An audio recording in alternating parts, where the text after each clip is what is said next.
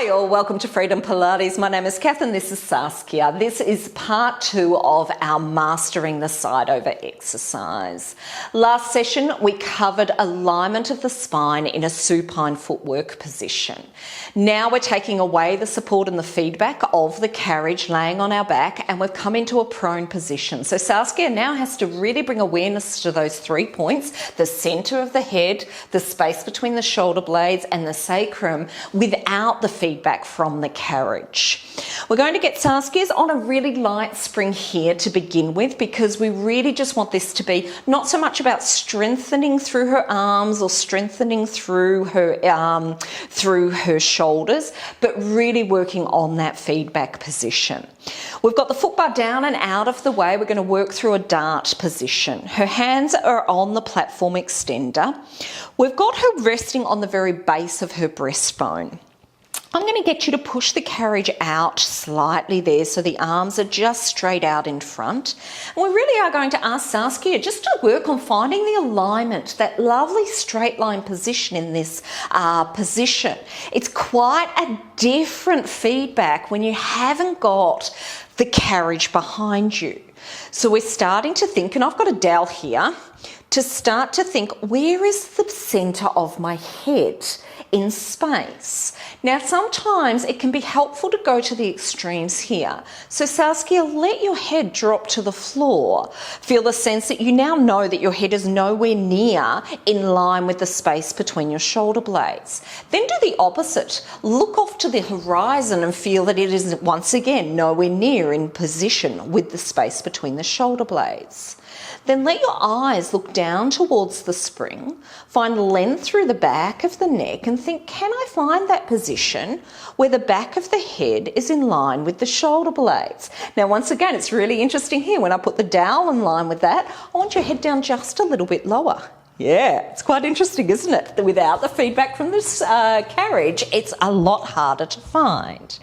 Now, it's always interesting when we start to come towards our rib cage. For a lot of us in this position, particularly, and I've deliberately got Saskia so that it's only the base of her breastbone on the box, for a lot of us, gravity will tend to sink our rib cage down towards the carriage. And so we'll really see the breastbone and the mid-back really sink. The shoulder blades start to squeeze together and we get a lot of tension here.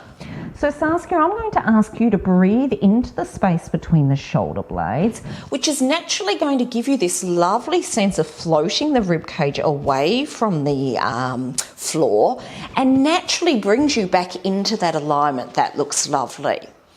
Then finally, let's start to think about what's happening at the sacrum. I like to bring a gentle awareness of the tailbone reaching long towards the heels.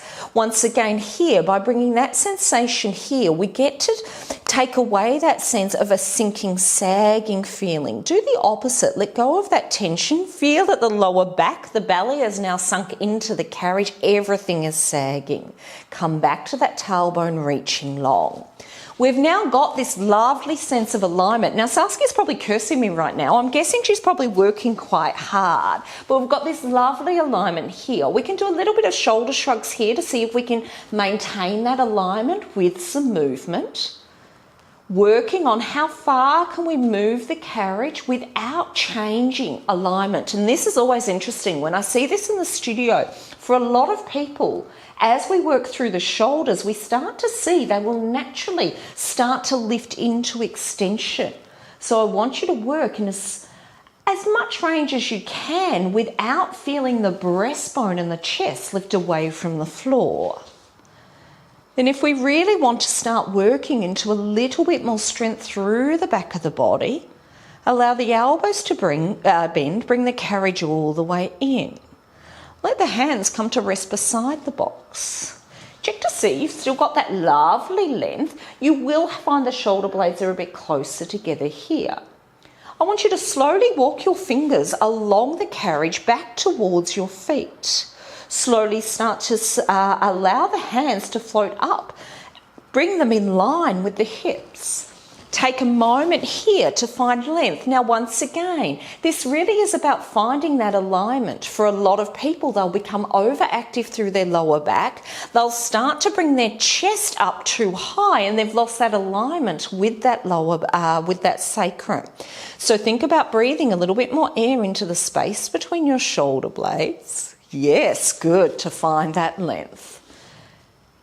And then gently release. You can let your head hang down, allow the lower back to release.